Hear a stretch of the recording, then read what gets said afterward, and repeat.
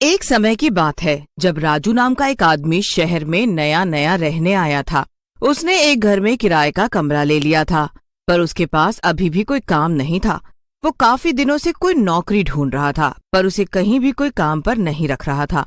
उसे समझ नहीं आ रहा था कि आखिर वो करे तो क्या करे। उसे कुछ दिन सोचने में ही निकल जाते हैं। उसके लाए पैसे भी धीरे धीरे खत्म होने लगते हैं। अब तो मेरे पास थोड़े से ही पैसे बचे, कोई भी काम नहीं मिल रहा है। हे भगवान, अब आप ही मेरी कुछ मदद करो। ये कहकर वो उस रात आराम से सो जाता है। अगले दिन राजू दोपहर तक सोता रहता है। जब राजू उठता है तो दरवाजे पर कोई बेल बजाता है। राजू उठकर दरवाजा खोलता है तो उसके सामने मकान मालिक का बेटा खड़ा होता है। अरे मोहित, इस वक्त तुम यहाँ क्या कर रहे हो? अंकल, आज मेरा जन्मदिन है तो मैं आपके लिए कुछ खाने के लिए लेकर आया हूँ। अरे जन्मदिन बहुत बहुत मुबारक हो तुमको। थैंक यू अंकल, चलो मैं चलता हूँ। राजू खाने की थैली खोलता है तो उसमें पेस्ट्री और चाउमीन होती है। राजू वैसे ही बड़ा भूखा होता है। वो फटाफट प्लेट में चाउमीन निकाल कर खाता है। चाउमीन खाते खाते राजू के दिमाग में आइडिया आता है। अरे क्यों ना मैं ये चाउमीन बेचना ही शुरू कर दूं। इसमें तो कुछ लागत भी नहीं है, बस चाउमीन और थोड़े बहुत मसाले। इसमें तो बड़ी ही कमाई भी होगी और बनाने में भी आसान है। ये तो बहुत ही बढ़िया आइडिया है। कल मैं जाकर सब सामान का इंतजाम कर लेता हूँ और परसों से अपनी चाउमीन की रेडी तैयार। बस राजू फिर बिल्कुल ऐसा ही करता है। सबसे पहले वो एक पुरानी रेडी खरीदता है और उसके बाद चाउमीन के पैकेट और बाकी सब सामान खरीदकर वो सब सेट कर देता है। आखिरकार मेरा काम शुरू हो ही गया। बस कल भगवान का नाम लेकर मैं अपनी चाउमीन की रेडी लगाऊंगा। खूब मेहनत करूंगा और पैसे इकट्ठे करके अपने गांव भेज दूंगा। उसके बाद माँ बाबूजी को कोई भी दिक्कत नहीं होगी। मीना की शादी भी फिर मैं अच्छी जगह करवा पाऊंगा। अगले दिन राजू बड़ी ही खुशी खुशी उठता है और सब तैयारी करके निकल पड़ता है अपना चाउमीन का ठेला लेकर। चौक पर जाकर वो एक कोने में अपना ठेला खड़ा कर लेता है। उसके बाद वो चाउमीन बनाना शुरू कर देता है। उसी रोड पर भीकू की चाउमीन की दुकान पहले से ही होती है, पर वो दुकानदार हर चीज बहुत ही महंगी देता था। जब लोग राजू की चाउमीन खाने आते हैं तो वो खाते ही रह जाते हैं। सब उसकी बनाई चाउमीन की खूब तारीफ करते हैं। धीरे धीरे राजू के ठेले पर काफी भीड़ जमने लगती है और भीकू की दुकान पर लोग जाना बंद कर देते हैं। इस चाउमीन के आते ही हमारी सेल बिल्कुल बंद ही हो गई है। ऐसा कैसे चलेगा? मालिक, ये बहुत ही स्वाद चाउमीन बनाता है और बेचता भी बहुत कम दाम पर है, इसीलिए सब उसके पास जाते हैं। तुझे कैसे पता कि स्वाद चाउमीन है उसकी? वो बस आस पड़ोस के लोग बता रहे थे। मैंने कभी इसकी चाउमीन खाकर नहीं देखी। जो भी है, इसका काम बंद तो करना ही पड़ेगा। भीकू एक दिन राजू के पास जाता है। वो उससे ठेला हटाने की बात करता है। देखिए, ठेला जल्द से जल्द यहाँ से हटा ले, समझा? अरे भैया, आप मुझे धमकी नहीं दे सकते। धमकी तो मैंने दे दी। अब देख ले, अगर अपनी सलामती चाहता है तो ये ठेला कल से यहाँ नहीं लगना चाहिए। इतना कहकर भीकू वहाँ से चला जाता है और राजू टेंशन में आ जाता है। अभी तो मेरा काम जमा था और अभी से ये सब दिक्कत आनी शुरू हो गई। अरे भैया, कुछ ना कर पाएगा ये। आप अपना ठेला आराम से लगाओ। ऐसे लोग आपको डराएंगे क्योंकि उनकी दुकान बंद पड़ गई है, पर अगर आप डर जाओगे तो कोई भी काम नहीं कर पाओगे। हिम्मत से काम लो और कल भी अपना ठेला ऐसी जगह लगाना। उस लड़के की बात राजू को सही लगती है। वो अगले दिन बिना डरे उसी जगह अपना ठेला लगाता है। ये देख भीकू को बहुत गुस्सा आता है। वो अपनी दुकान से 2 नौकरों को राजू को पीटने के लिए भेजता है। दोनों राजू को पीटने पहुंच जाते हैं और उसके साथ हाथापाई करने लगते हैं। राजू को पीटते देख कुछ लोग उसे बचाने आ जाते हैं। उस दिन भीकू बच जाता है, पर अब भीकू कुछ नई तरकीब निकालता है। वो पुलिस वाले को कुछ पैसे देता है और उनसे राजू का ठेला हटवाने को बोलता है। एक पुलिस वाला राजू के ठेले के पास पहुंच जाता है और उसे गुस्से से बोलता है। हाँ भाई, बहुत हिम्मत आ गई तुझ में। किससे परमिशन लिया तूने यहाँ ठेला लगाने की? लाइसेंस कहाँ तेरा? परमिशन? लाइसेंस? अब मेरे पास इनमें से कुछ भी नहीं है सर। ऐसा तो फिर चल अभी थाने। हवलदार, रेस के रेडी उठाकर फेंको यहाँ से। नहीं साहब, ऐसा मत करो, ये मेरी रोजी रोटी है। मुझे गाँव पैसे भेजने हैं, बहन की शादी है। अरे बहुत सुनी मैंने ऐसे कहानियां। चल रहे, थाने बंद कर इसे। पुलिस वाले राजू को थाने में ले जाकर खूब पिटाई करते हैं। पूरी रात पिटने के बाद वो अगले दिन उसे छोड़ देते हैं। राजू बेचारा इतना पिटने के बाद भी सीधा अपने ठेले के पास पहुंचता। राजू का ठेला बिल्कुल टूटी फूटी हालत में होता है। मेरा ठेला, मेरा सब बर्बाद कर दिया। क्या गलती थी मेरी?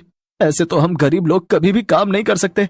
राजू रो रहा होता है कि तभी उसकी नजर भीकू पर जाती है, जो बड़ा खुश दिख रहा होता है। राजू समझ जाता है कि ये सब भीखू का ही किया धरा है। मैं सब समझ गया हूँ कि ये सब तुमने ही किया है। आज तुम मुझ पर हंस रहे हो ना, भगवान सब देख रहा है। हाँ तो देखने दे भगवान को भी, हमने कौन सा उन्हें रोका है। राजू रोता हुआ घर चला जाता है और घर जाकर उसके सर में बहुत दर्द होने लगता है। उसके सर का दर्द इतना बढ़ जाता है कि उसे डॉक्टर के पास जाना पड़ता है। डॉक्टर उसे कुछ टेस्ट करने को बोलते हैं तो पता चलता है कि उसके दिमाग में चोट लग गई है और वो कुछ दिन ही जी पाएगा। राजू बहुत रोता है। राजू बेचारा अब काम नहीं कर पाता। उसकी बहन की शादी तय हो चुकी होती है। उसे हर हाल में गांव में पैसे भेजने होते हैं। राजू अपनी चोट की बात भी घर नहीं बता सकता था और वो बेचारा अकेले ही घुटता रहता है। कुछ ही दिन में राजू की मौत हो जाती है और वो मरने के बाद एक भूत बन जाता है। मीना की शादी के लिए पैसे तो मैं जोड़ कर ही रहूंगा। मरने के बाद ही सही मैं अपना फर्ज निभाऊंगा और इस भीखू से भी अपनी मौत का बदला लूंगा। आज इसकी वजह से मेरी जान चली गई और इसकी वजह से मेरे माँ बाप जिंदगी भर अकेले रहेंगे। उनका बस मैं ही एक सहारा था जो कि इस भीखू की वजह से छिन गया। अगले दिन भूत राजू के भेष में अपनी रेड़ी लेकर निकलता है और वहीं उसी जगह जाकर चौमिन बनाने लगता है। उसके पास हमेशा की तरह भीड़ जमा हो जाती है। राजू के हाथ मशीन की तरह काम कर रहे होते हैं। ये देख भीखू को बड़ा गुस्सा आता है। शाम को अकेले में वो राजू के पास अपने एक नौकर को भेजता है और खुद घर चला जाता है। तुझ में इतनी हिम्मत कहाँ से आ गई और तेरी चोट इतनी जल्दी कैसे ठीक हो गई? इतना पिटवाया था मालिक ने तुझे। इतना कहते ही राजू भूत में बदल जाता है। भूत भूत, अब बोल क्या बोल रहा था? ले पकड़ मेरा गला। जैसे उस दिन तूने मेरे सर पर मारा था वैसे आज भी मार कर दिखा। मुझे जाने दो, मुझे जाने दो। अरे अभी तो तू इतनी हिम्मत दिखा रहा था और अभी इतना डर रहा है। ऐसे बसा थोड़ी आएगा। वो मैंने मालिक के कहने पर मारा था, मुझे छोड़ दो। चल ठीक है, एक शर्त पर तुझे छोड़ दूंगा। क्या क्या? जब तक मैं मना ना करूं तब तक तुझे चौमिन खाते रहने होगी। भूत नौकर के सामने ढेर सारी चौमिन रख देता है। कुछ देर नौकर चौमिन खाता है पर फिर उसका पेट भर जाता है और उससे चौमिन खाई नहीं जाती। भूत के डर से वो नौकर इतनी चौमिन खा जाता है कि उसे उल्टियां होने लगती है। उसकी हालत बहुत बुरी हो जाती है। उसका पेट फटने को हो जाता है। भूत उसे ऐसी हालत में सड़क पर छोड़कर गायब हो जाता है। उसके बाद कुछ लोग उसे ऐसे देखते हैं और हॉस्पिटल में एडमिट कर देते हैं। अगले दिन भीखू को पता चलता है कि उसका नौकर हॉस्पिटल में है और राजू ने फिर से चौमिन का ठेला लगा रखा है। ठेले पर पहले से भी ज्यादा भीड़ है और उसकी खूब कमाई हो रही है।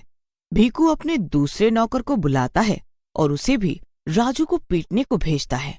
अब रात को दूसरा नौकर भी राजू के पास जाता है पर उसके साथ भी बिल्कुल वैसा ही होता है। राजू भूत में बदल जाता है।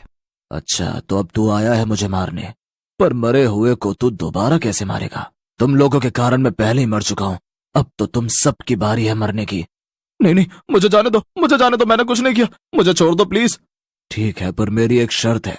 भूत दूसरे नौकर को भी ऐसे ही चौमिन पर चौमिन खिला देता है कि उसकी भी हालत हॉस्पिटल जाने वाली हो जाती है। अब भीखू दुकान में अकेला रह जाता है। उसे समझ ही नहीं आता कि आखिर दोनों नौकर हॉस्पिटल कैसे पहुंच गए। वो दोनों से मिलने हॉस्पिटल जाता है और वहां उसके नौकर उसे पूरी कहानी बताते हैं। ये सुनकर भीखू की हालत खराब हो जाती है। भीखू बहुत डर जाता है। वो डरते हुए अपनी दुकान पर जाता है। दूर से वो राजू को चौमिन बनाते देखता है। कौन कह सकता है कि आदमी एक भूत है? कैसे हम लोगों की तरह चौमिन बनाकर बेच रहा है? खैर, अब मुझे अपने बारे में सोचना है। मुझे जल्द से जल्द दुकान यहाँ से बेचनी होगी। कुछ ही दिन में भीखू अपनी दुकान बेचकर वहां से हमेशा के लिए चला जाता है। उसके बाद भूतिया चौमिन वाला अपनी चौमिन आराम से बेचता है और समय पर अपने घर पैसे भी भेजता रहता है। उसकी बहन की शादी भी बड़े धूमधाम से हो जाती